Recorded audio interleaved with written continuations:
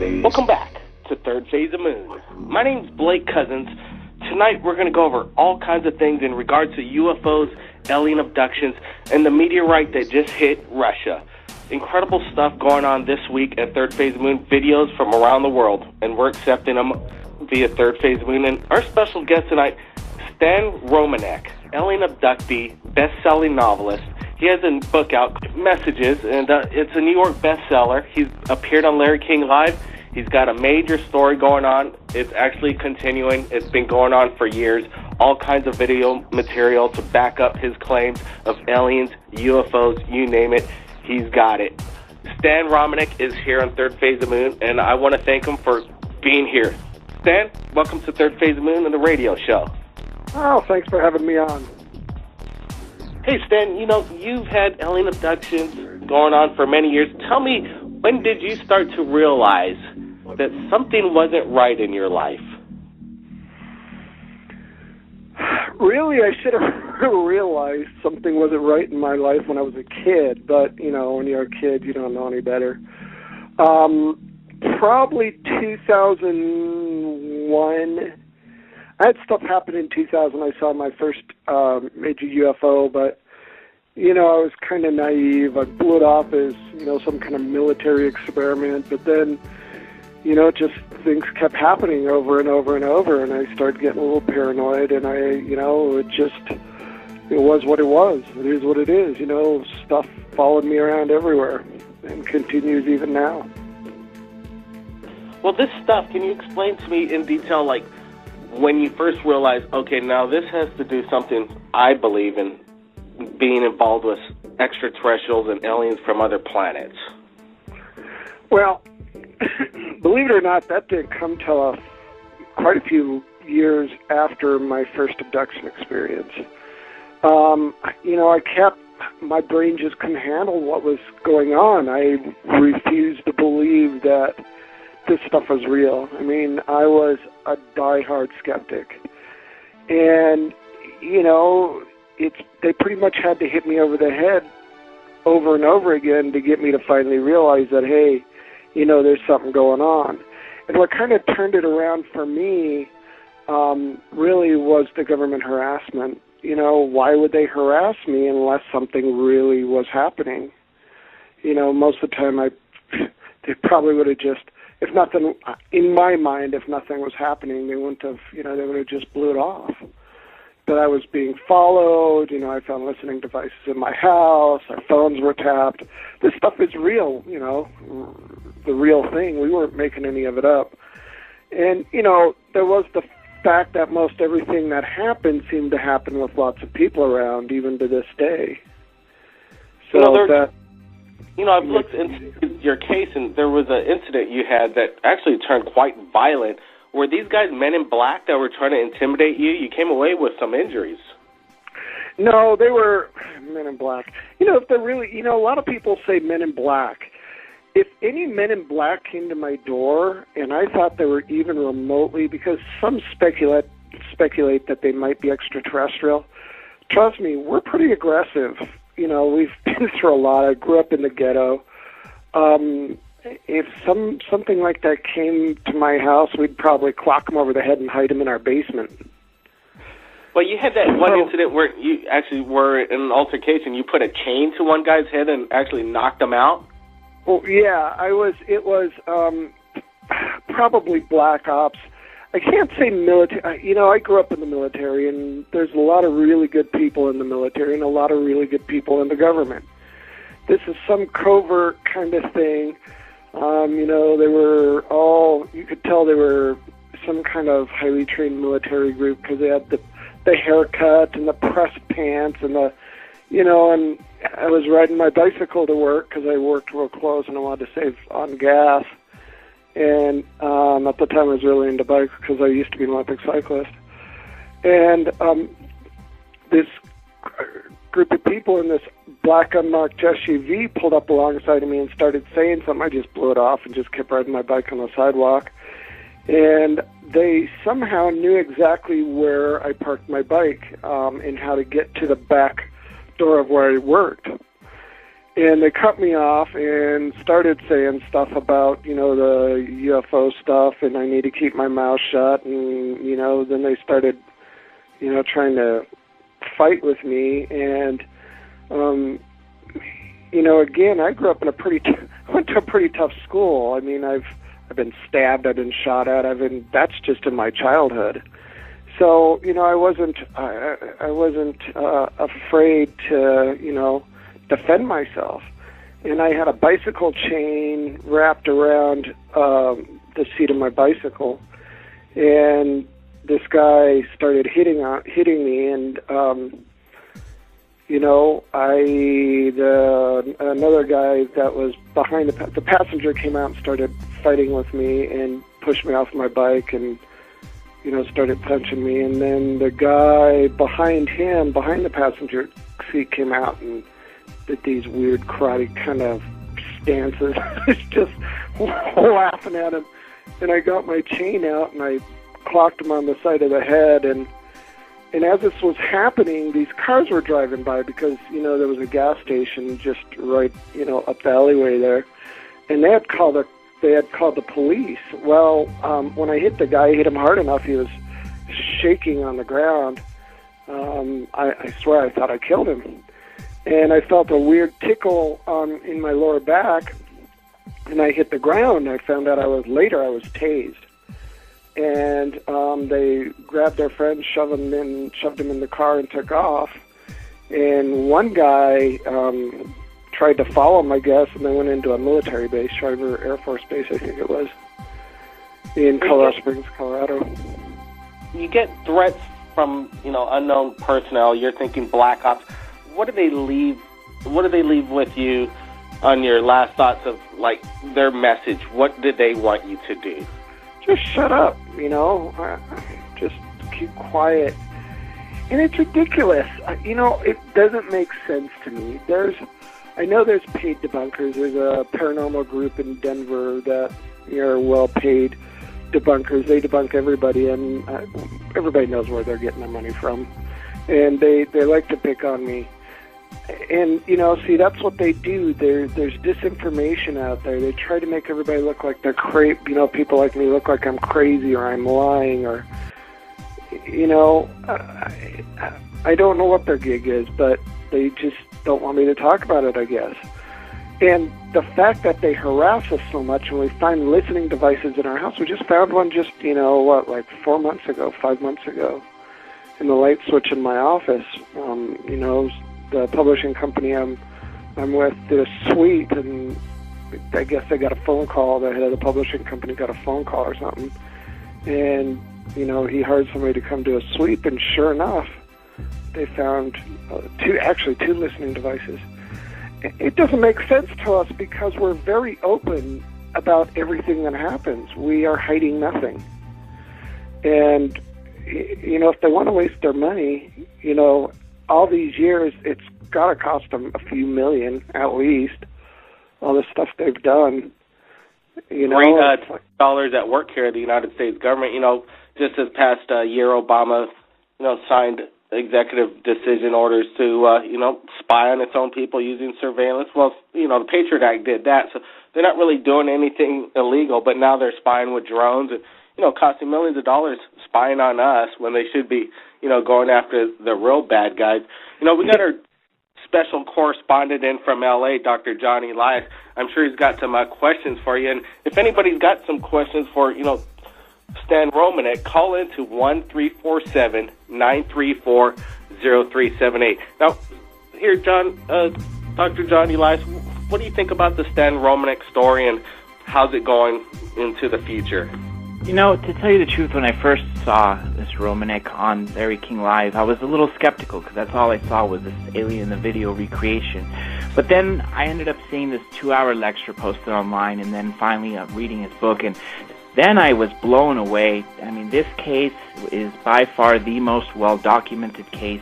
I mean, it has everything from the footage, which even people can then dispute. There was, equations that were given to Stan through these beings, some of them that have been found out to be true. All of them are true, nonetheless. But one specifically was for an element 115 that was given to stand 2 years prior to the civilians discovering it, which just goes to validate everything this man has said. And his first book, Messages, was amazing, but the book that really did it for me was Answers. That's his follow-up book, which kind of caught up to the future, to the time being now, and it answered a lot of questions I've had over the years. So I just got to commend you, Stan, for being out there and telling your story, because it really needs to be told. And one thing I wanted to ask you is hoping you could tell the listeners about. You had an incident written in your book about Grandpa Gray, that famous Gray picture that we have on Third Phase of Moon. You said where you woke up in the middle of the night, he was in your room, and he unzipped his skin off and showed himself as yellow. Can you tell her? With me, it's not just, it's becoming a spiritual journey with me. It really is, because it's not just about little guys in, metal discs. It's multidimensional. It's crazy. I don't know how to explain what's in my head. But this particular incident, I was sleeping and I woke up and I couldn't wake my wife up, and I thought my stepdaughter was in the room, and I was half asleep, half awake, and I looked over, and I'm still kind of in that dream state, but I couldn't. It wasn't sleep paralysis. I know it wasn't sleep paralysis because, number one, I've never had that. I don't even know what that is. They talk about that all the time, but I could move my legs, and I was about to get up, and this little gray, and he's not really gray, more kind of a taupe-colored, gray-looking, though, as far as the physical characteristics, small, big head, huge eyes.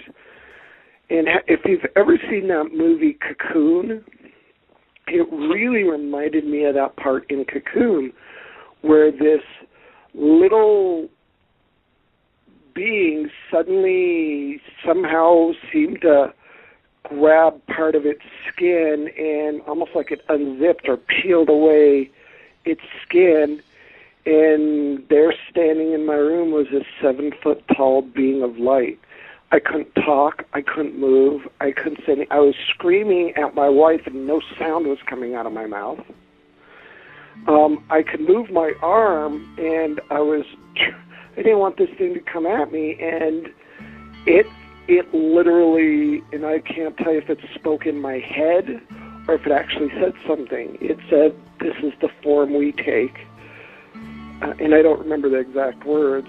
Basically, it told me it took that form because it's easier for me to handle something like that than what it truly was.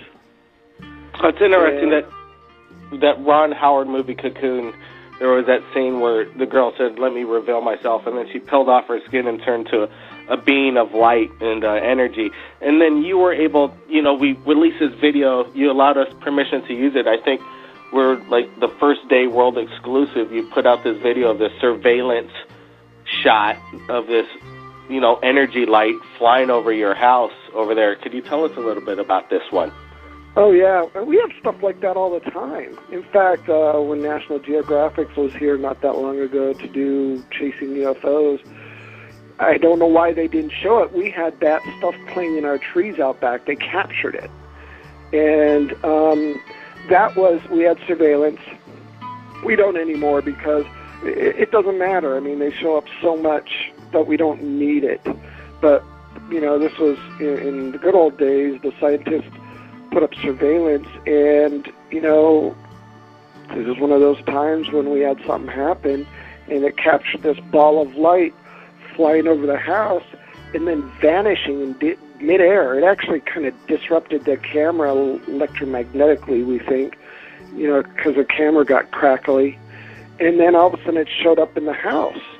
What's interesting about that video, and when you slow it down and you zoom in, and the analysts looked at it, and they're absolutely amazed because this ball of light literally comes out of the house, out of the wood, goes back in like a needle through fabric.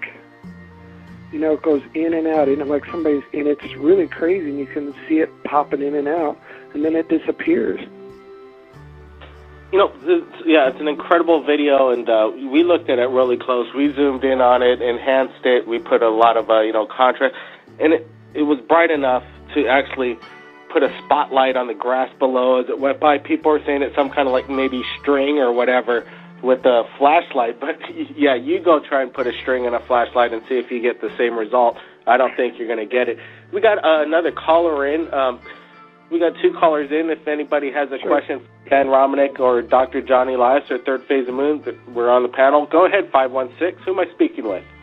Yeah, hi, Blake. This is Russ Majorana from, now I'm from Florida, but originally I was from Long Island, Farmingdale, Long Island, New York.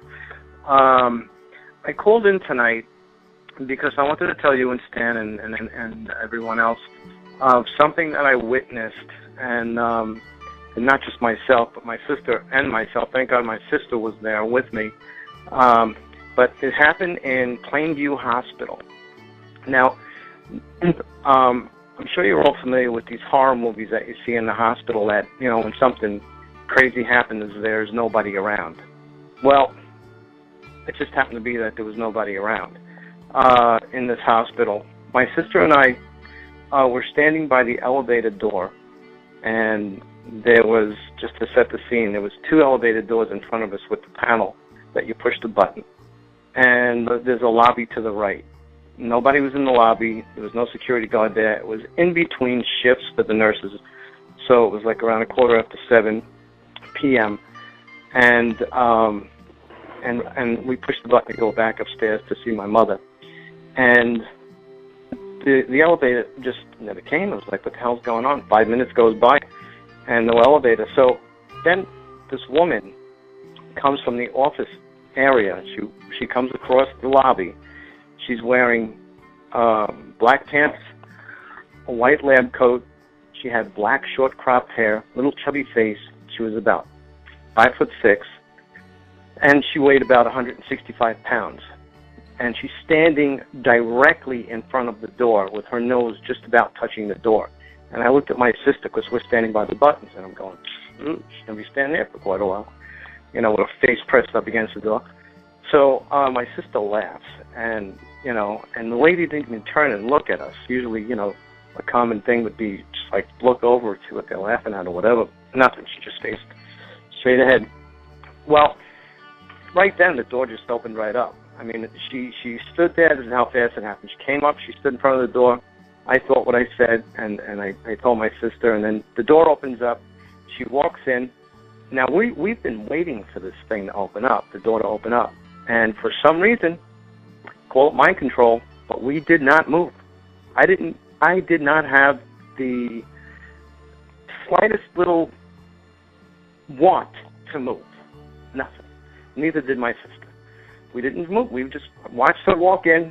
The door starts to close, and just before it fully closes, I snapped out of it, and I said, Lynn, hit the button. She's just like staring at the door. So I lunged forward. I hit the button. The door still never closed all the way. The door opens up. We walk in. No lady, no back door that opens up to the elevator. She was gone. I'm telling you, she was gone. This lady was not, it wasn't a paranormal thing where she was a ghost or something for the hospital. This lady was real. I mean, she looked real. She just really looked real. So the thing is, following day, I went to the office, and I told them about this. And one of the ladies from the cubicle stands up and she goes, thank you. I says, for what? She goes, thank you for validating what I saw. She goes, I was walking to that elevator, she said, and the door was closing, and then an arm came out with a lab coat, a white lab coat, and the door opened up. She goes, I walked in, and she goes, there was nobody in there. So I said, oh my God. Wow, it's something straight out of a movie like They Live, John Carpenter's movie, where you put on the glasses and you reveal what's really going on in the world. Do you believe something like that, Stan, as far as, looking at through a frequency that there could be a revelation of, these entities or these aliens amongst us at all times? Absolutely. I didn't used to really think about that, but when the caliber of people we know, the caliber of scientists we know, the ex-military people we know, ex-naval intelligence, ex-this, ex-that, I'm finding out there are multidimensional beings in this space around us. Everything is full of something. You talk to Dr. Claude Swanson, Dr. Jack Kasher, top physicists in the world, pretty much. And they'll tell you that this space is filled with something. It's just we can't see it and they can't see us because it's either a different vibration or a different dimension, what we would call dimension, density, whatever you want to call it. So, yeah, I do believe that there are things there, and there are things that are very high-level beings, very intelligent, they evolved to the point where maybe even some of them don't need bodies. They can manipulate time, space, and pop in and out at will. I'm absolutely sure there's stuff like that. Time and space. To me, it's sad because there are people that don't even believe in UFOs. Yep, UFOs and interdimensional and quantum theories, it could be all relevant or it could be totally, different theories, and people, got to understand there's things out there people don't understand, and, they start to criticize when they don't understand. We got a call in from, 206. Welcome to Third Phase Moon. Who am I speaking with? Hi, Blake. This is Eric McCarthy. I'm creating a documentary in the Seattle area on some recent UFO sightings around November of 2012. We've had quite a bit of activity here. Most definitely. We just received a few videos from Seattle, Washington. Eric, I want to talk to you about your documentary here in just a couple minutes, but do you have any questions for Stan Romanek in regards to, his alien abduction and his case? I was interested in knowing, I heard him talking about the ability for creatures to move interdimensionally, and I thought I would be interested in hearing if he has an opinion about the fireball over Russia and whether or not that could be related to some sort of, is that some sort of a portent, or is there something that could be, related to people coming or going, or is it all just coincidence? I've seen that same exact thing actually over the house. It was a little bit different though, not exact thing. I saw something that looked like a sparkler, and you have to be careful, though, because there's a lot of things that are just natural phenomena that we don't understand yet, like, electromagnetic discharges and things like that. I'm not saying that's what this is, but the possibility it could be anything. Ever been able to see a meteorite come down over a populace in a major, country and injure people. It's a first in my lifetime that I know of, and I think of anybody living in history for a long time. And it's a major event. The video shots were spectacular. The hull's amazing, and it was happening right when this other, asteroid was flying by, and it was a near miss. It was quite a coincidence that happened on the same day that the asteroid just, flew by. I guess that's where my question is whether or not that's just a coincidence, or was that some sort of, was that what happens when people get off the asteroid? Or, I know that sounds far-fetched, but I guess what I'm saying is, doesn't it seem like the coincidence is so great that it kind of begs for a separate explanation? Yeah, I understand what you're saying. There's always a possibility that it wasn't an asteroid. There's always that possibility. When you do investigations and what you're left with, if you pull everything apart and you pick at everything, no matter how bizarre it is, what you're left with is probably the truth. So, looking at that video, and unless you can find pieces of the asteroid itself, anything's possible. I'm learning that. For Christ's sakes, I'm just, I didn't believe in Bigfoot, and maybe that possibility's in my head that even Bigfooters is real. So, Bigfooters, Bigfooters. yeah, it's. Cryptozoology is the big thing now. It's actually become more of a searched word than UFOs on Google. It's people are interested in life forms, and Stan Romnick's captured a few on tape and video. Yeah, and not just me, people that have been around me. I mean, we had a party and we chased one in our backyard with multiple people there doing it. So. Wow. That's just the way it is. Anything's possible. But you have to be careful, though, because you can't be so open. I've met people that believe in everything. I don't believe in the hollow earth theory. I'm sorry, I just don't. It doesn't make sense. You can't have a hollow earth and still have a magnetic field. We would be dead if we had a hollow earth, because the sun would have wiped us out, because the radiation would have got to us. We have to have a solid... either molten or solid iron core to create the magnetic field that we have. So, there's things like that. I try to stay skeptical, but at the same time, I have to have somewhat of an open mind after all I've been through. Possibilities are endless. Anything's possible, I swear. Really, anything's possible. It is amazing what's going on over there where you're at, Stan Romnick, and even in Seattle, Eric McCarthy made contact with us at Third Phase of Moon, and he's working on a documentary out there. Can you tell us what you're doing, and have you captured anything on video over there so far? Well, lots of stories.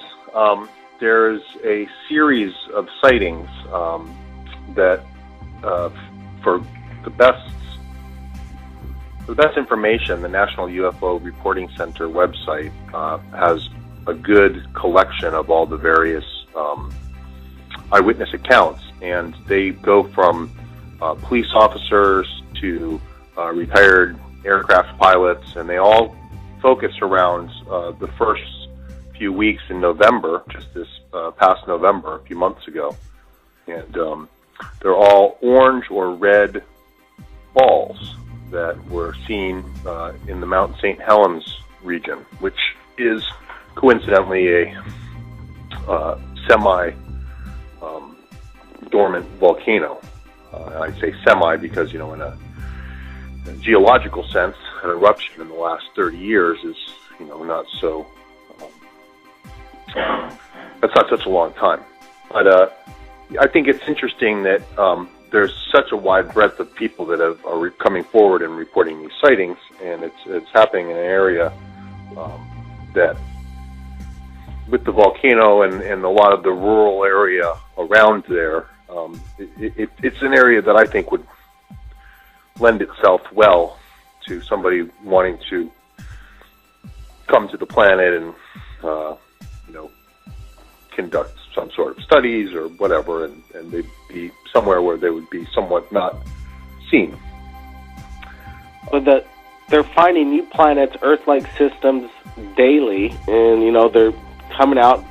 Just 10 years ago, people and the scientists wouldn't agree that there's any kind of planet out there that could sustain life or be anything like Earth. And obviously, when you just look out in a little pinprick into the sky with your telescopes, you're finding galaxies and mass. So there's got to be life out there, and the idea of them coming to Earth is very likely. I think that's one of the things that I hear a lot when talking to people, and also you kind of saw a lot of that today with and I don't mean to keep bringing it back to the light in Russia, but I think that things like that, or the near miss from this other asteroid, are things that kind of open up people's minds to the greater galaxy, just how large it is out there and how small we are. And I think that when people start to think that way, they start to open their mind a little bit more to all the the very real possibilities of what could be out there. Exactly. Johnny Lice, what did you think of the news out of Russia when you first heard it? Were you like, oh my God, thank God it wasn't over California?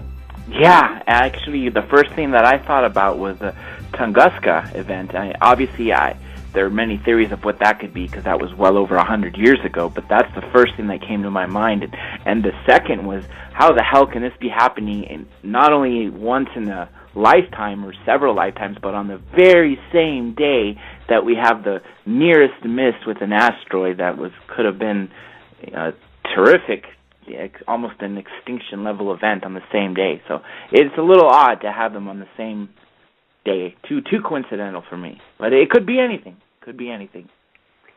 I thought it was odd that nobody seemed to know this one was coming. They had mapped the other one, and they knew that this, they gave us forewarning of the other asteroid, and this one kind of came right out of the blue.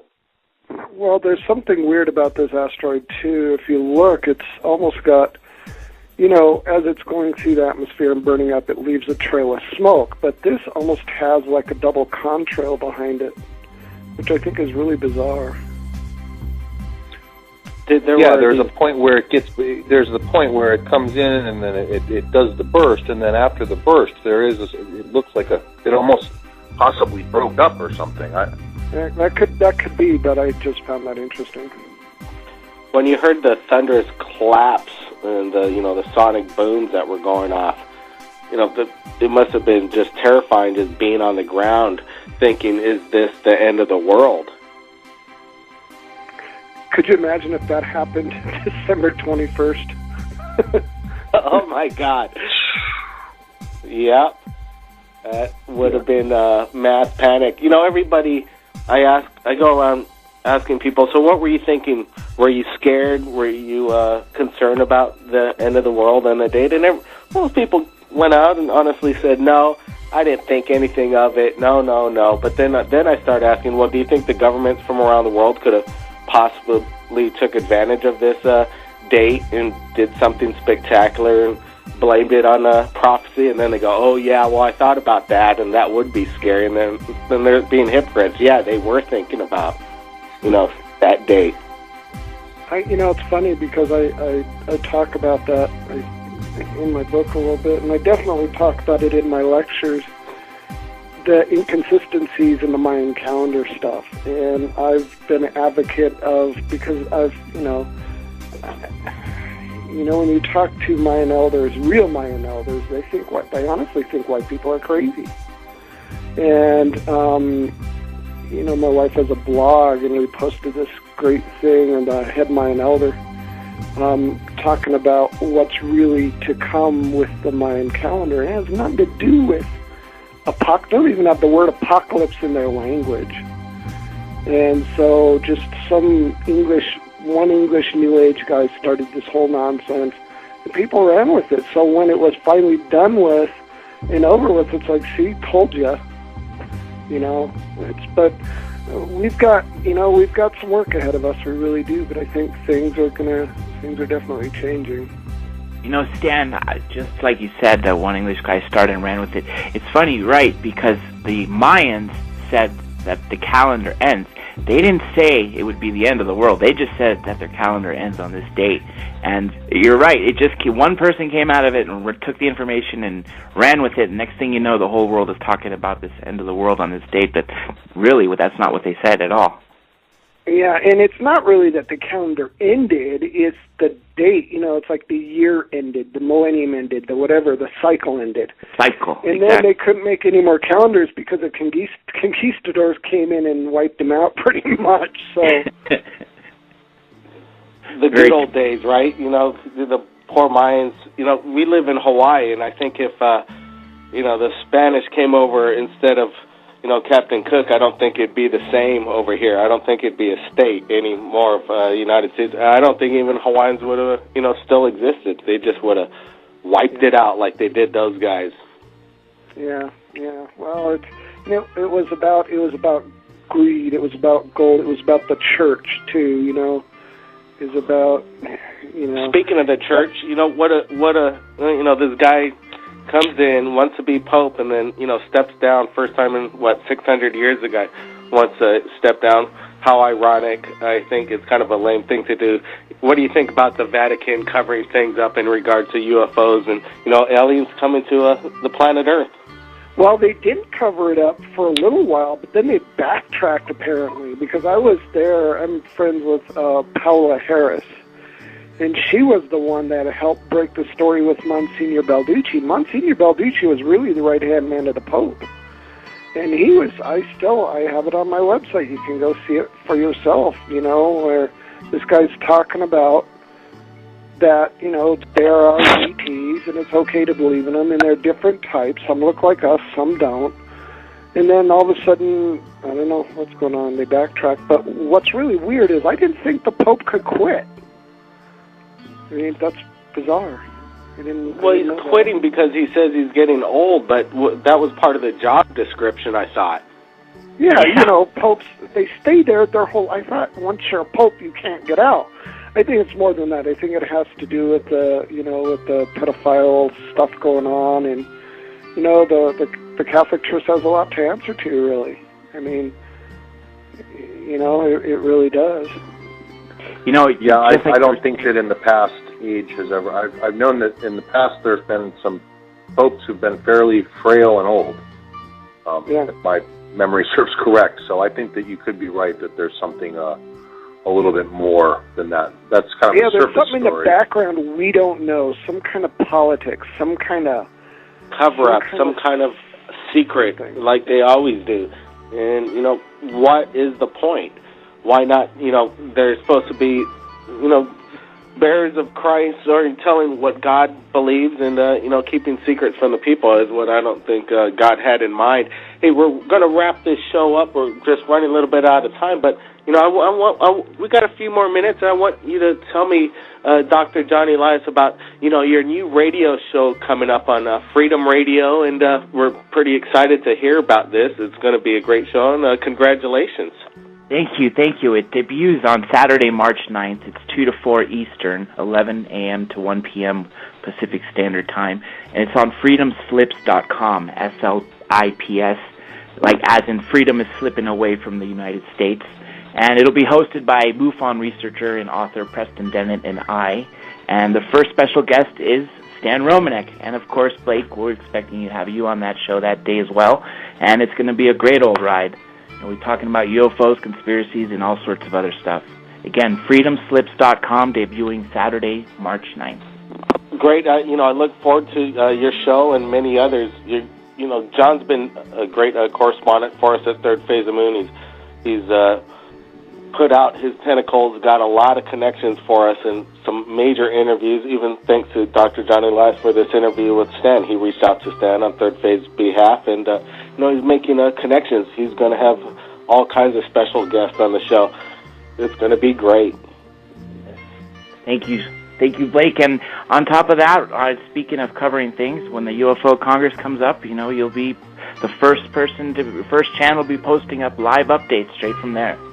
Yep. Yeah, the Live Congress Expo. Yeah, we're looking forward to that. It's going to be in Arizona. It's coming up, and we'll be there on the ground with Skype and live video coming straight out of the expo right here on Third Phase Moon. It's going to be the place to see up-to-date video. Stan Romanek, what are you going to be working on next? And congratulations on your bestseller. Well, I'm going to be at the UFO Congress, actually selling my books, doing book signings coming up. And then from there, we've got a big talk in Florida coming up. I believe it's May. I believe it's May sometime. I've got to find out the details so I can put it up on my website. Just kind of plugging along. There's speculation that your movie's coming out here soon. People have been talking about that for a couple of years, and everybody's waiting to see it. Any idea when that might come out? I wished it'd come out sooner than later, but it's not up to me. It's up to J3 Films. Supposedly, it was supposed to come out in December, and then stuff happened. There's a lot of, for some reason, the powers that B don't really want this out, and so there's a lot of opposition. And as soon as they find money, all of a sudden the money disappears. It's just really creepy, crazy stuff. But it's going to be out supposedly in April. It was supposed to be out already. It was supposed to be out in December. Something happened, and they couldn't get to it. So it's supposed to be out in April. So, you know, the best you thing let us know if you don't reach your date. And you know, Third Phase of the Moon, we go out, we shoot, we get things done. We don't waste time, and we're not. We want to get that information out. Let us know in the future if you need any help from Third Phase of the Moon. We'd love to help out. You bet, and I'll see you guys in Arizona. You got it. Hey, Stan Romanek, thanks for joining us. It's been a real pleasure. Sure. Where's your website? How do the viewers and listeners get in touch with you? www.stanromanek.com. Great. I suggest everybody check it out. He's got some amazing, video analysis, evidence. It's amazing. And in the future, Stan, if you capture anything amazing, we'd like to take a look at it at Third Phase. Absolutely. I mean, it happens all the time. So we'll be standing by. I really appreciate it. And Eric McCarthy, the documentary filmmaker out there working on some UFOs, eyewitness testimony, and bringing out the truth out of Seattle. Hey, thanks for joining us. Any last words, Eric? It was a pleasure to be on the show and to have a chance to talk with Stan and the other gentleman. I'm sorry, I can't recall his name, but thanks for having me. Yeah, Dr. John Elias, he's going to have his show coming up. When is it again, John? Saturday, March 9th. Yep. Saturday, March 9th. Go ahead, give him one last shout-out on that. Saturday, March 9th on freedomslips.com. Slips as in slipping on the floor, SLIPS. And it's going to be 11 a.m. to 1 p.m. Pacific Standard Time, 2 to 4 p.m. Eastern Time on Saturday, March 9th with Preston Dennett and I. And I'll be there. I'll chime in here at the second half of your radio show. I look forward to it. I want to thank everybody for joining us right here live via radio on Third Phase of the Moon, talking to Stan Romanek, Dr. John Elias, callers from around the world in regards to UFOs and aliens. And if you've captured anything amazing in regards to UFOs, you could contact Third Phase of the Moon via Skype or Facebook and visit our new website at www.thirdphaseofmoon.net. My name's Blake Cousins. Keep your eyes on the skies, and we'll see you again next time.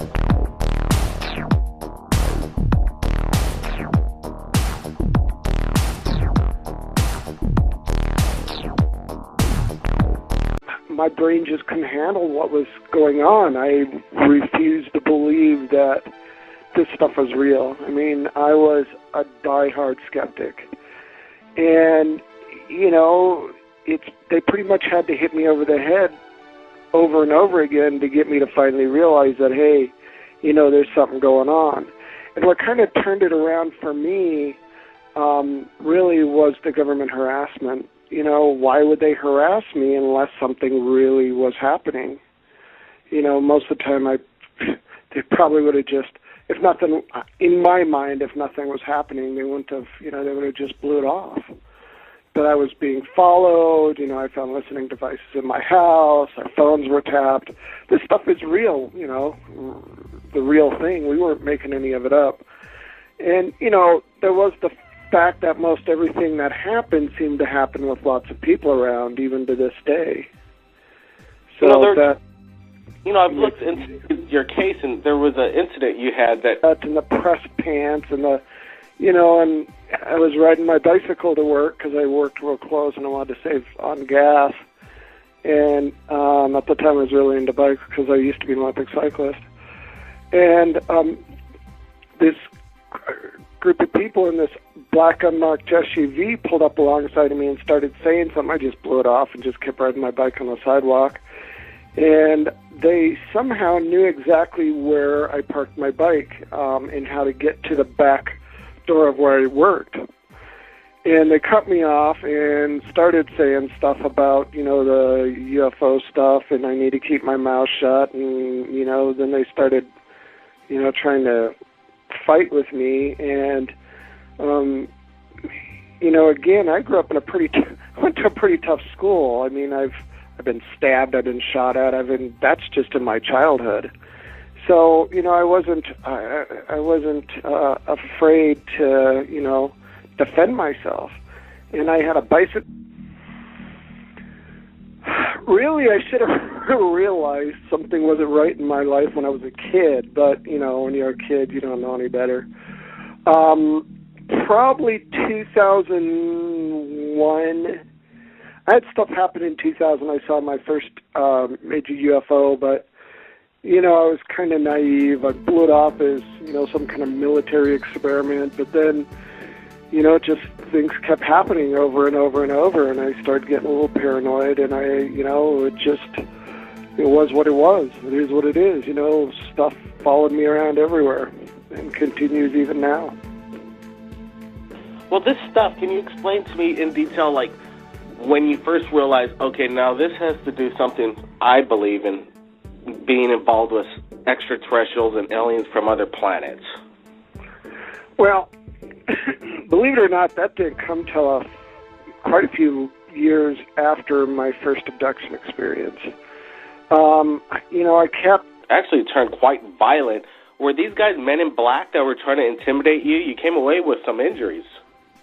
No, they were men in black. If they're really... a lot of people say men in black. If any men in black came to my door, and I thought they were even remotely... Because some speculate that they might be extraterrestrial. Trust me, we're pretty aggressive. We've been through a lot. I grew up in the ghetto. If something like that came to my house, we'd probably clock them over the head and hide them in our basement. Well, you had that one incident where you actually were in an altercation. You put a chain to one guy's head and actually knocked him out? Well, yeah, it was probably black ops. I can't say military. I grew up in the military, and there's a lot of really good people in the military and a lot of really good people in the government. This is some covert kind of thing. They were all, you could tell they were some kind of highly trained military group because they had the haircut.